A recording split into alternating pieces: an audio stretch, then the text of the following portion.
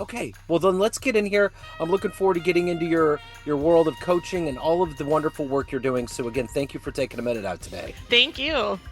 So let's begin with this. 6 years ago, as we look at the calendar now being in March, mid-March, the pandemic was raging, things were changing. Right. How did you get through that era, and how has it changed the way that you work and live in 2026? Um, so about 2 months before the pandemic hit, we were approached by one of the businesses that had a small little coffee shop that they wanted to rebrand into some more retail space. And they asked us whether or not we were thinking about moving out of our space. And I said, that's really interesting. Our lease is up pretty soon and we're thinking of leaving. And she said, I want your space.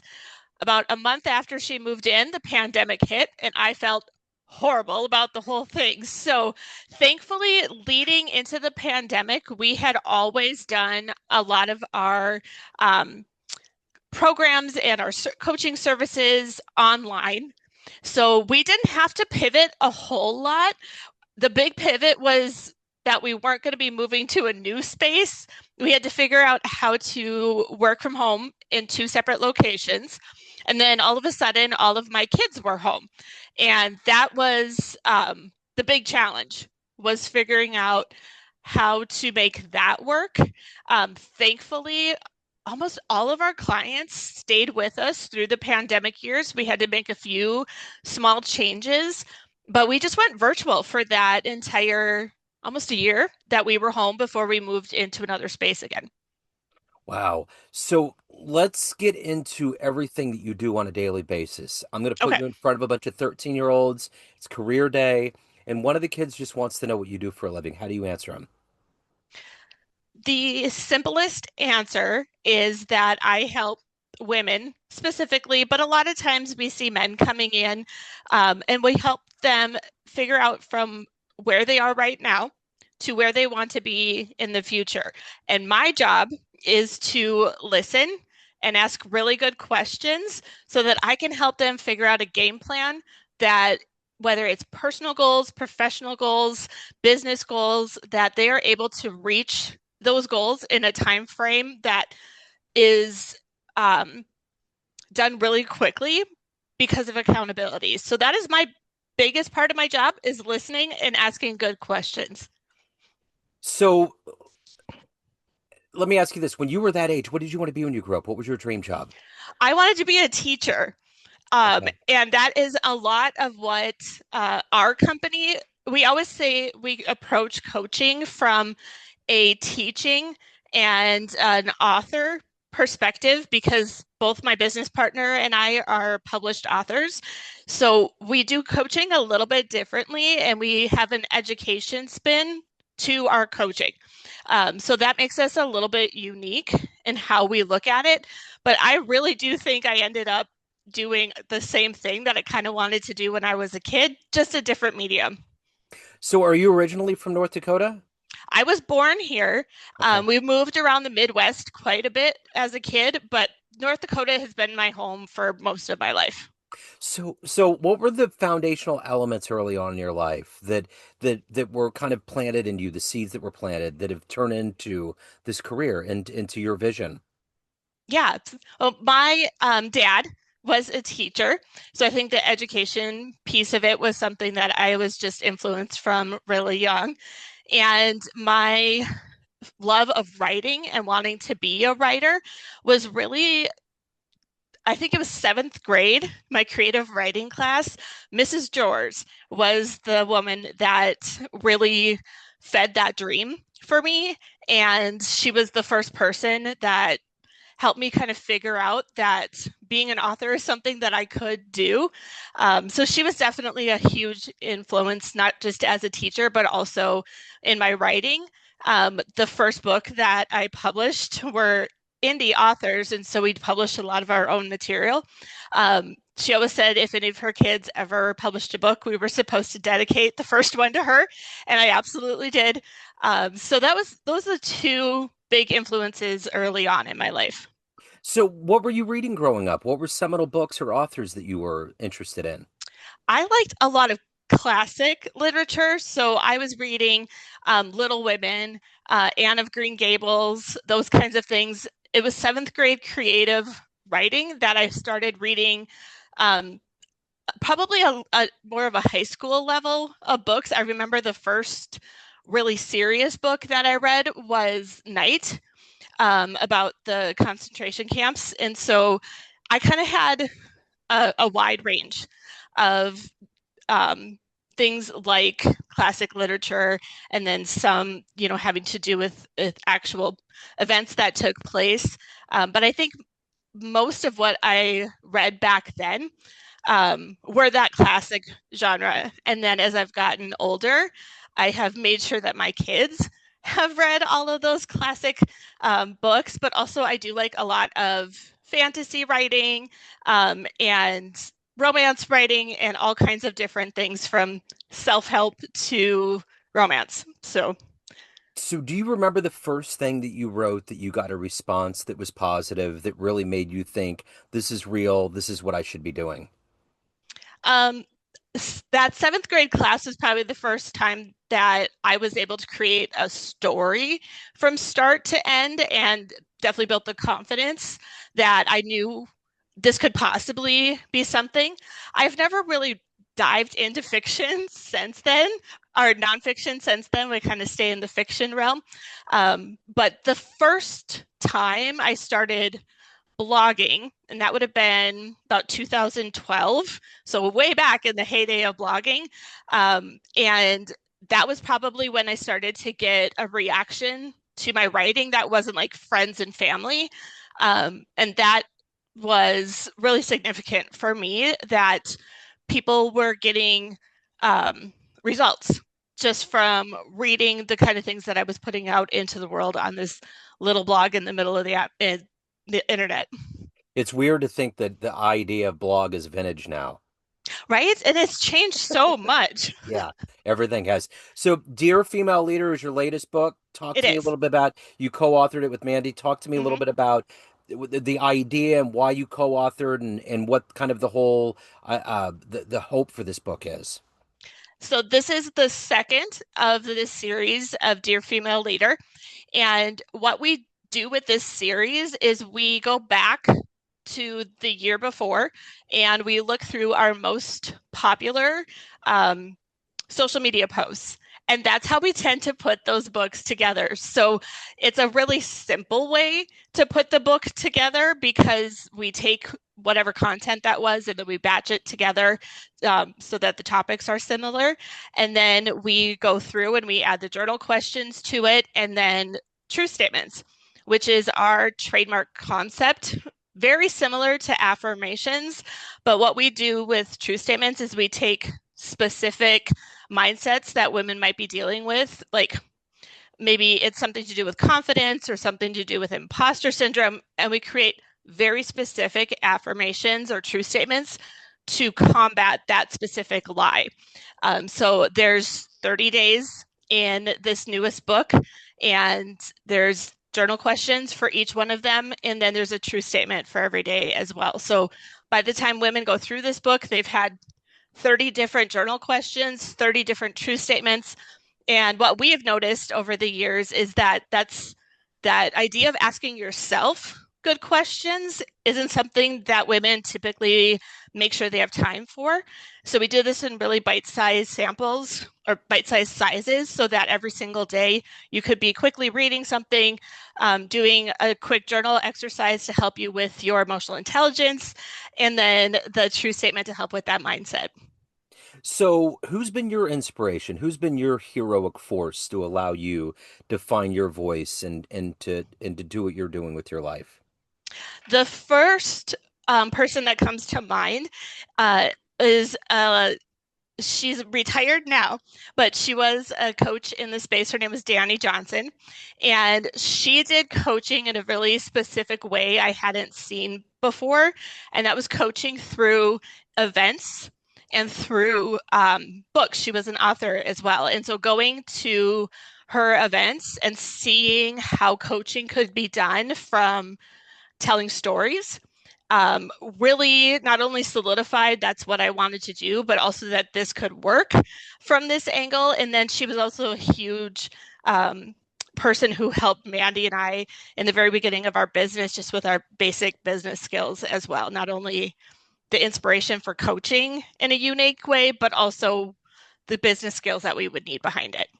So if you could meet a business mind, an entrepreneur, a go-getter like what you're doing, anyone in the world, spend some time with them, maybe would help you on your journey, who would you love to meet and talk to? Oh, goodness. What a great question. Um, I think I would love to talk to Brene Brown.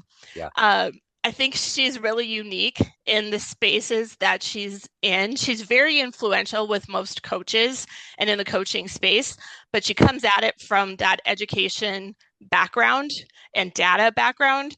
And I think that would be somebody who'd be fascinating to sit down with and have a conversation with. So what is the motivation for you every day to do this work, to wake up, to change lives, to do all of these things that you're doing to juggle them and to take care of your soul along the way? What is that motivation when the alarm clock goes off to do this at a high level?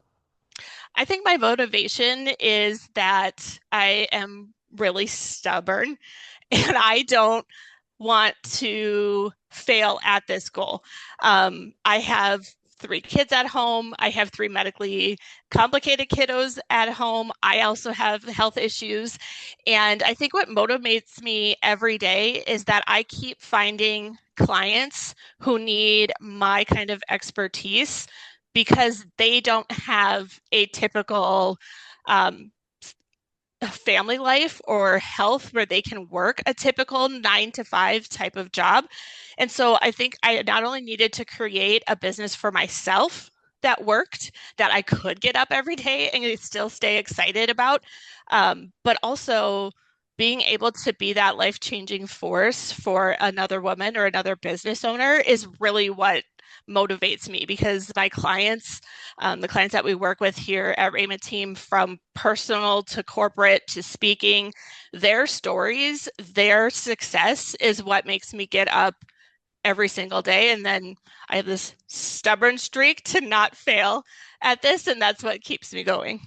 So, being an entrepreneur, being a business owner, being a creator, being in charge of your own world presents its own level of risk, and you have to risk to get somewhere. What's the biggest risk that you've taken professionally? I think the biggest risk was carving a path in coaching that we hadn't really seen anybody do before. For one thing, coming into coaching as a partnership and a company with coaches, we've had other coaches on staff in the past, was very unique. 10 years ago, even now, most of the people that were teaching business coaching or were teaching how to do this, we're talking about one coach working from home. So we kind of had to create our own path. That was a risk in and of itself. We weren't sure if this was even going to work. We had nobody to kind of, emulate or ask specifically, like, hey, how did you do this with your partner? So that was super risky. And then over the years, we've taken a lot of risk from, you know, signing 3-year leases or taking on debt that maybe wasn't the smartest thing to do. I think there's a lot of risk that happens over 10 years. Rebranding was a huge risk. Moving from the life coaching and health coaching spaces that we were in into the leadership and corporate space was a huge risk. So I think a lot of our entrepreneurship timeline together has been mostly risk. It's jumping out of the plane and figuring out how to build the parachute on the way down. And one thing I've definitely noticed with entrepreneurs is the more comfortable they get, the more anxious they get to make change. It's almost like your brain kind of needs a little bit of chaos, a little bit of risk. Yeah. Not everybody can do that, but the best entrepreneurs are usually able to take some risk and not have it shut them down. So, as a podcaster, what was the first podcast you got addicted to? Ooh, first podcast I got addicted to. Let me think. It was probably Danny Johnson, which was that first person that kind of um, made me think that we could actually do this company the way we've been doing it. Um, and Brene Brown's podcast was a big one that I was listening to in the beginning. Oh, I can't even really think of some of them. So much has changed Yeah. in podcasting from 10 years ago as well, from when we first started podcasting to even these days in which shows are still around. Yeah. Um, and it's been an interesting journey just in the podcast space too. So what do you like the best about being in this podcast world? My favorite thing about podcasting is it lets Mandy and I tell stories that are not scripted, Yeah. tell things that maybe wouldn't come across as well in a written form, or just being able to interview people that have amazing stories or our clients. We do like to bring in like our own clients a lot of times, or students that have graduated from the coaching program that we do and having them come in and share stories. So I think that just the storytelling side of podcasting, Yeah. there's also a little bit less um, not risk, but when you're not necessarily face to camera all the time, a lot of times it's easier to just kind of let your guard down a bit and be able to tell a story in an authentic way without worrying about the camera angles or what you're looking like or making sure that that's, a day that you're all dressed up and ready to go. I love that part of podcasting. So if you had a dream tonight and ran into an 18-year-old version of you and Mm. you walked into the room and you had like a film projector and you could click play and have a 60-second highlight reel play, would that young version of you believe that all of this has happened to you in your life? Um, I think she would be shocked. Not that the dream has changed, but I think of how much has happened since I was 18. I think she would be really shocked, but I think she would be really happy on the kind of goals that we've been able to achieve, even with all the obstacles along the way, from my health to going through a divorce, being a domestic violence survivor. I think she would be a little shocked, but I think she'd be really proud and really happy that this is how life has kind of turned out since 18. So what's the best thing about living in North Dakota? Um, I like the fact that it is a little slower paced here. The weather is not always great. Last week we had spring, summer, and winter all in one week, but it does kind of keep you on your toes. I do like living somewhere where there's four different seasons. So we do get to experience all kinds of different things. This has always been home for myself, and then my mom was born and raised in North Dakota as well, so we definitely have deep roots here. And there's a lot of great community to be had in North Dakota, and it's great schools. It's a great place to raise your kids. But I think eventually we'll be looking at moving it someplace a little bit warmer. Yeah, for sure. So let me ask you this. Of everything that you've accomplished and overcome and evolved to, what are you the proudest of? Um, the proudest, I think when we just look business wise, that we didn't quit, that we made it past that like 3 year magic mark that most businesses don't get past. We survived a pandemic. We are two women in the leadership coaching space, which is really quite saturated. And we've been able to find a niche there for ourselves. And the clients that we have been able to touch along the way and change the trajectory of how their life is going because we've been able to equip and help them with the leadership skills that they need. I am extremely proud of that. So if you walked into a room of everybody that knows you in a professional sense, and you could go to the front of that room and tell them a fun story about you, first concert you went to, a magical place you traveled to, jumping out of Mm. an airplane, just a fun story. What would be a story you would tell that room?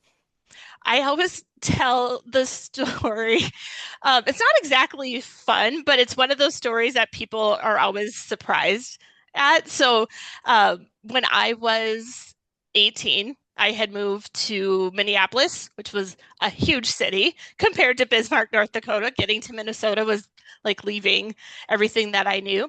And my first career was actually as an esthetician. So I spent my 20s in the spa space.